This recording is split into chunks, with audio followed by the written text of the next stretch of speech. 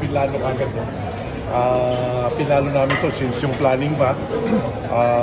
Iniisa-isa lang namin talaga yung gusto namin kasi pati yung pag-design ng t-shirt, pati yung tapos yung mga gusto namin ibalik ng araw. We want to reach out. You know, personally, I told them na ibalik natin yung pagpunta sa mga basketball court, kung saan nanggaling mga player, para ma-realize talaga ng mga player kung nasaan na sila ngayon at yung mga naglalaro ngayon sa NCAA UAP na para i-follow yung footstep nila. So, exciting to dahil magiging napakalaking event. Alam namin na maraming magiging excited. Gagawa kami caps, gagawa kami ng yung mga t-shirt. Actually, may gagawin pa kami relo. Hindi pa namin inaano kung lalagyan namin mukha ng mga player na mga sikat na mga nung araw. Para matuwa talaga mga tao. Gagawin natin very big event ko.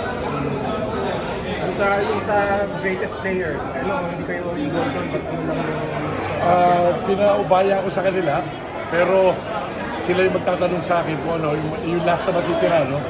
Sila Alan, kanina, yun ang pinag-uusapan namin kanina, no? Marami. Kaya kailangan talagang kikilatin si mabuti.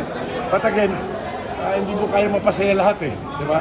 Baka kung i-base nila sa stats, i-base sa fans, maraming anggulo na anuhin. Pero sisiguraduhin namin na kilatis na yung mabuti para maging fair at masaya lahat.